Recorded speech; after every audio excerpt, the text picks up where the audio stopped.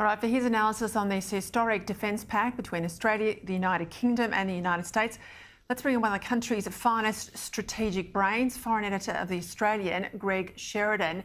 He joins me now from Melbourne. Peter, great to be with you. Thank you. There's a few elements here. Let's take them in turn.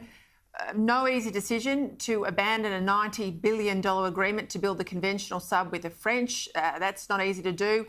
A big decision to go nuclear. And now this alliance with the US and the UK. In the scheme of big decisions by Australian governments, I reckon it's one of the most significant. Of course, pressure's on to deliver it, isn't it? Yeah, absolutely right, Peter. So I agree with your assessment of the deal. I think it's a historic deal. All credit to Scott Morrison and Peter Dutton. Why in God's name we didn't have a defence minister all those years, I don't know. When you get one, things start to move.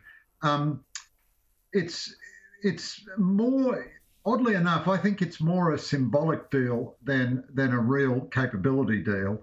And the symbolism, though, is very, very powerful. The fact that the US and President and British Prime Minister stood shoulder to shoulder with the Australian Prime Minister in this time of maximum pressure from China and said, we will trust you with the most sensitive military technology there is apart from nuclear weapons, namely nuclear-powered submarines, is a deep commitment to us, a deep commitment to our region. That's great. Now, on the submarines, I don't mean to be captious, but every submarine announcement we have, we are a terrific nation for submarine announcements. We're very bad at actually delivering submarines. Prime Minister said today he hopes construction on a sub will start by the end of this decade, and we might get the first one before the end of the next decade. So Kevin Rudd announced the 12 new subs in 2009.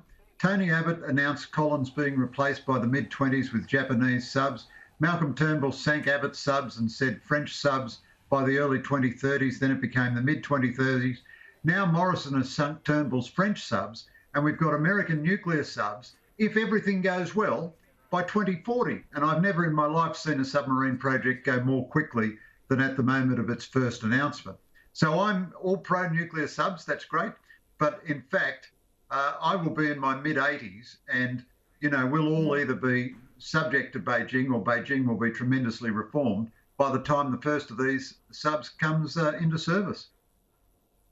Look, you're right to remind us about that history. I mean, we've gone from the Swedes, the Japanese, the would-be Germans, then the French, and now we're looking at, I guess, Western power partners. I would hope out of that list of countries we're going to get something that is tangible and real and built to time and budget from the Americans and the UK governments combining in this alliance.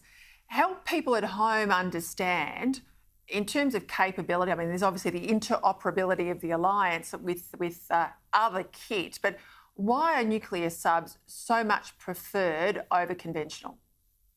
The main thing is that the nuclear power plant gives you an almost infinite source of electricity, of power. So you can go much faster than a conventional sub, and you can stay underwater for as long as you like. You don't need to come up to the surface to breathe or to recharge your batteries. Now, in modern anti-submarine warfare, especially against an adversary like China, which is so technically proficient, if you have to come up and snort, you're more likely to get zapped, to get destroyed. Also, after you've fired your weapon, so you go somewhere stealthy and you fire your weapon and then you've got to run away. But running away in a conventional sub is much slower than running away in a nuclear sub. So we're not going to have nuclear weapons or anything, but the nuclear sub is much bigger. It can carry a lot more conventional weapons and it can travel vastly longer distance and go much faster. I think we're going to need many more than 8 nuclear subs. I think this is partly the money thing. So for a while, the government made the French subs as expensive as possible to convince Adelaide it was going to get rich. I think we've gone from 12 to 8 nuclear subs, notionally at this stage, to try to limit the amount of dollars so that we don't frighten the whole political culture in thinking it's too many dollars. But if we don't get the first sub until 2040, and even if we build one sub a year, we won't get the 8th one until 2048 or 2049. We're certainly going to need more than 8 nuclear subs by then if we still exist as an independent sovereign nation. The tragedy is this is all going to have no effect on the strategic challenge from China in the next 10 or 20 years. Well, the submarines won't, but the alliance will, right? So the Yes. alliance post-Brexit obviously has got Britain back into this region, which is a good thing. It's tethered in another way, the US closer to us. Quite a lukewarm response from Labor. We saw that Paul Keating was out there pretty hard, pretty early, ahead actually of current opposition members, very negative in his statement. Early afternoon, we saw the Deputy Leader, Richard Marles. He looked a bit shell-shocked, I reckon. Then we got Anthony Albanese, and we played a little bit of that earlier on. What's your assessment of the domestic politics here? You make the point of all of these announcements, not a lot of delivery. If Labor's elected, are Labor likely to junk this or reorientate it? Are they likely to let, worse than that, are they likely to let the defence boffins get in there and start playing around and pushing out these timeframes even more in terms of what we actually get delivered? Well, that would be a huge danger, Peter. If defence on its form will try, it won't choose the American Virginia class or the British Astute class. It will try to redesign something which bends the laws of the physical universe, which has an Australian football field on the deck and, can do the washing up for you and 16 other extraneous tasks. And it'll be 2060 or something. My grandchildren will be in their retirement homes before the thing comes along. But I do think this is a very difficult issue for Anthony Albanese. I myself thought Albanese's response was very good today. He said, we support this. So this is a historic moment. Labor is supporting nuclear-powered submarines for Australia. And the conditions he outlined, no nuclear weapons, no civil nuclear energy capability, and no breach of the Non-Proliferation Treaty, are all conditions in the Biden-Morrison deal anyway.